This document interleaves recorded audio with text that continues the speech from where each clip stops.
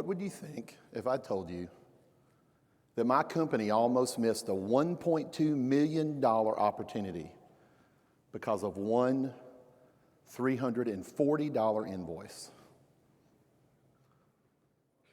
We'll talk about that a little bit more in a moment. But first, what is this power of one you've heard about? You've seen it in Building Profits, the ads for this conference. I mean, it's here. What does it mean? Well, I suppose it means different things to different people. But to me, it's about two things. One, the investment that we make in others. Good morning, how are you? How was your weekend? And secondly, those singular moments in our lives that literally change the trajectory of where we're going because something happened. So let's start with that. I grew up in a small place in the northwest corner of Alabama, on a place that even today is not on the map.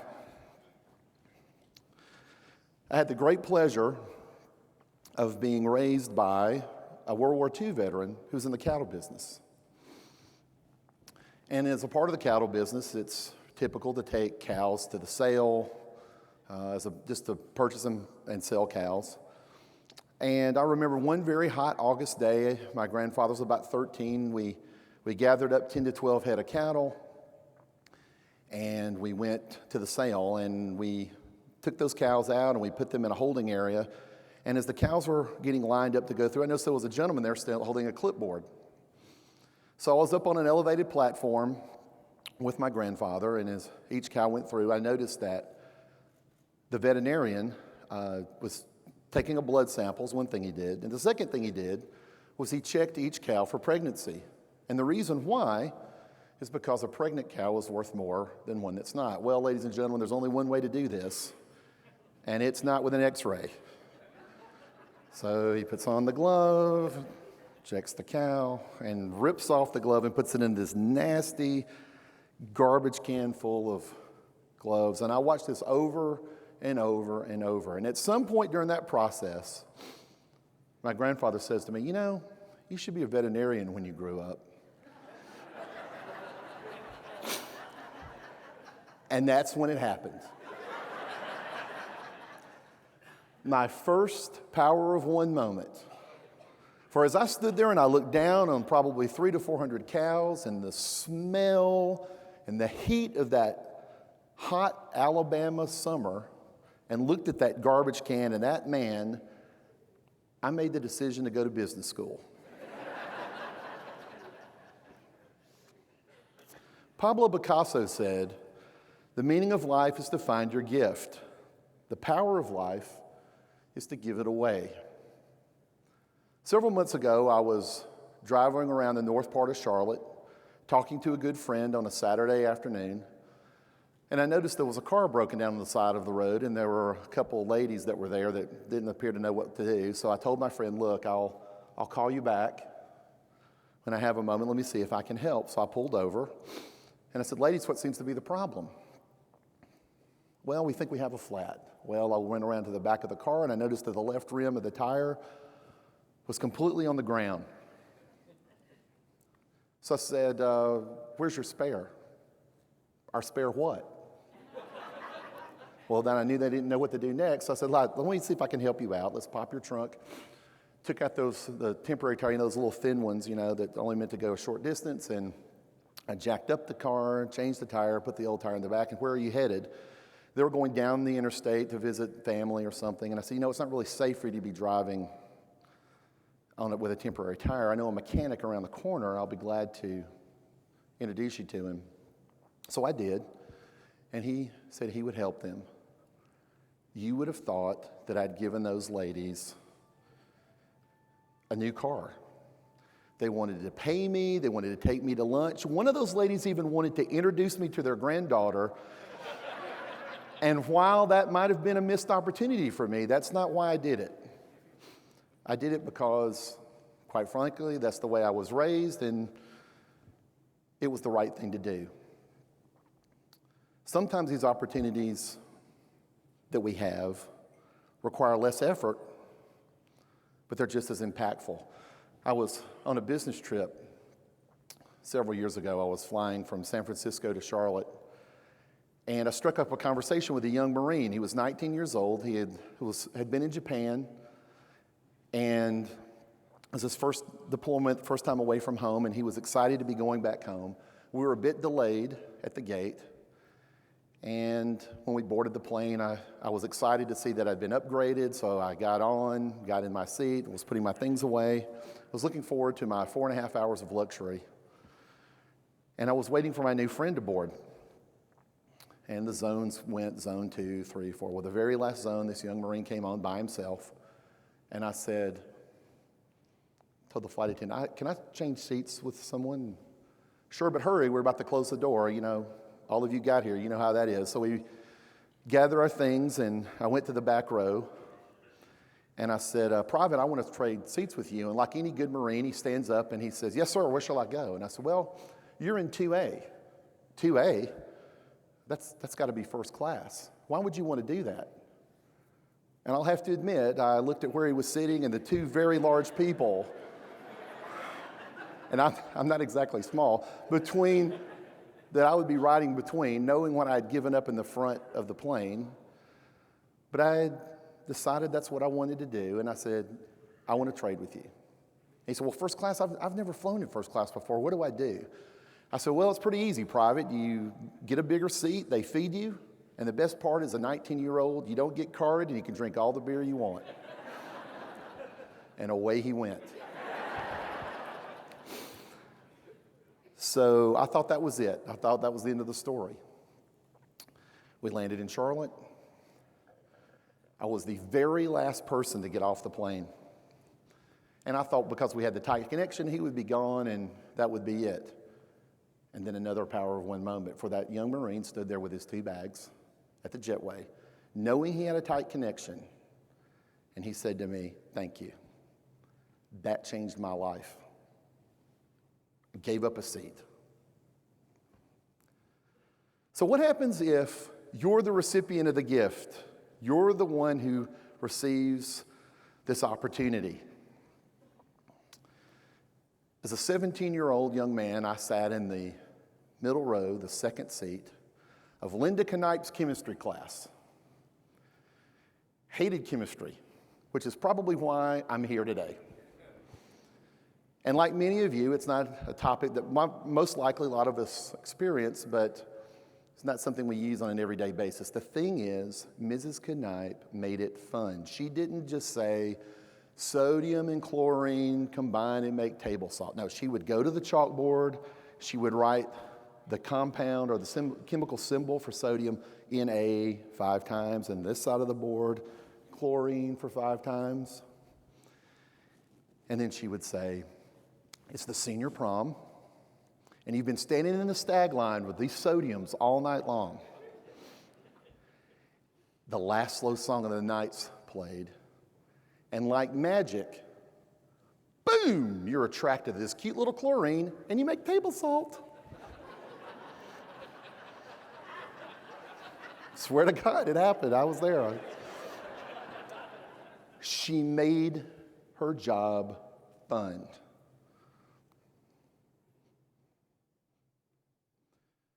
Likewise, Zach Halsey, who you'll see pictured here, bottom row next to the young lady, is a recent graduate of the Community School of Davidson in North Carolina.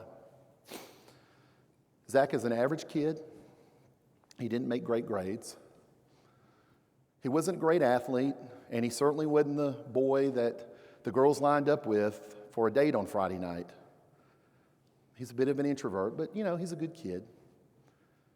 All Zach wanted to do was make the high school varsity basketball team. So Zach tried out for 4 years, and 4 years he failed. Well, my son, who's also pictured above in the top row, all the way to your right in the red shirt, he and a couple of his buddies decided, we're going to try to get Zach included. It's our senior year. We want to include him and have him join us. So after one of the fall football games, they invited him to come with them for pizza. So the pizza comes, and they have the pizza. It's a little awkward. Zach's not very socially adept, and the other boys are trying to get him included, and it really wasn't working out. And then something magic happened. One of the boys sang, "Happy birthday." And you sit there and you think, wow, that's great. The boys invited him, and it was Zach's birthday. It wasn't his birthday. What happens when you sing happy birthday at a restaurant? Free dessert. So what could be more exciting to a group of 18-year-old boys than sports or girls? Free food. So they bring the cake or the pie or whatever, and some forks. And in that moment, a legend was born. Every time these boys go out together, somebody sings happy birthday. At this pool party, after their graduation, I asked Zach, what's the count? He asked around. Zach Halsey has had 57 birthdays in 2015. And there are restaurants in the north part of Mecklenburg County where Charlotte's located that they won't even let these boys into because they're the birthday boys. And that in and of itself would be a cool story, but it gets better. 3 weeks ago, these kids graduated from high school. And as Zach Halsey's name was called, Zachary Allen Halsey, and he walked across the stage, the 202 remaining graduates of the Community School of Davidson, without any kind of pre-warning, any kind of practice, any discussion, spontaneously sang happy birthday to Zach. Totally changed this kid's life. If you were to talk to him today and ask him, he's very gregarious, he's very outgoing, all because of one selfish act that one kid did to get some free food, but they saw that it made a difference in his life and they continued to do it. And Zach Halsey is different. So at this point, you're probably sitting there asking yourself, Brad, these are pretty cool stories, and you know some fun things, but what's that got to do with me, and what does it have to do with CFMA? And I would argue, ladies and gentlemen, it has everything to do with exactly the essence of who we are. 91 chapters, 7,000 members across the United States and Canada. We meet to educate ourselves like at this national conference. Regional conferences, our local chapters, online learning. We exchange ideas, better ourselves both professionally and personally by developing relationships and improving our company's bottom lines.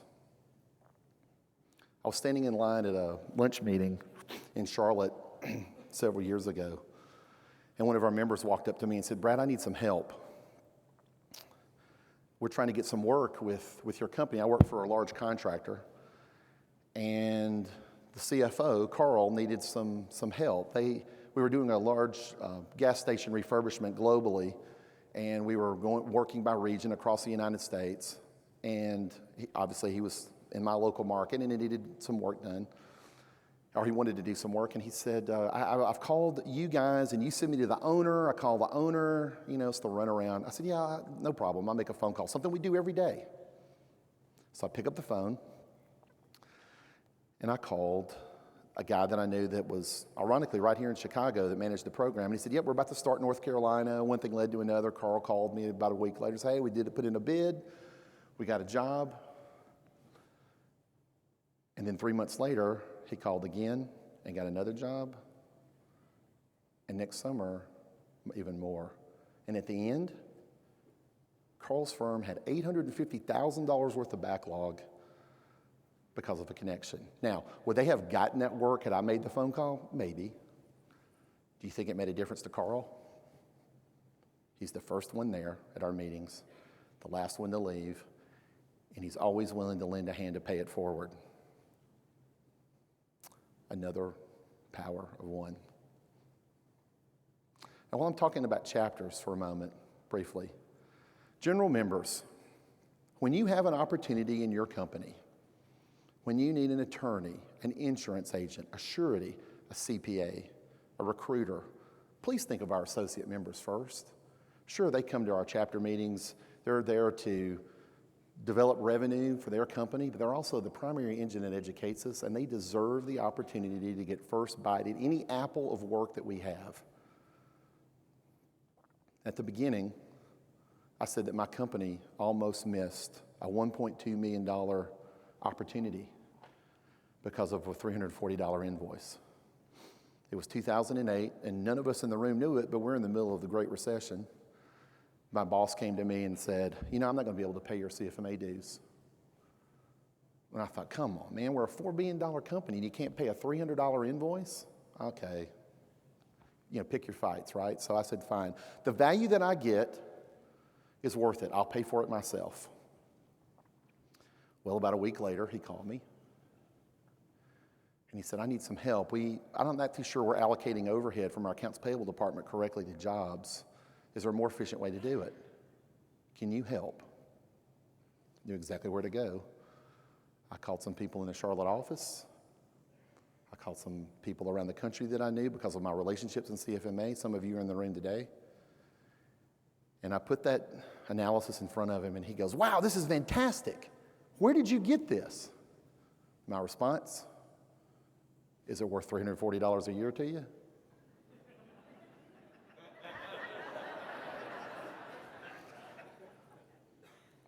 Never again has my company ever questioned my involvement in CFMA, my time, the investment they make, because they know that the value they receive is worth much more than what they give. One of my favorite quotes is, we don't remember the days, we remember the moments. So ladies and gentlemen, I want to leave you with a challenge. What are you going to do? How will you be different when you leave this place than you were when you walked in for lunch? Will you perhaps do what you've done in the past when these opportunities present themselves? Oh, I'm running out to have a beer with my buddies, or I've got a meeting with my boss. I've got to drop the kids off at soccer practice. Or it's not my problem, somebody else will do it. Or will you slow down, observe, engage, and act? Change a tire, give up a seat. Be Linda Knipe and make your work fun.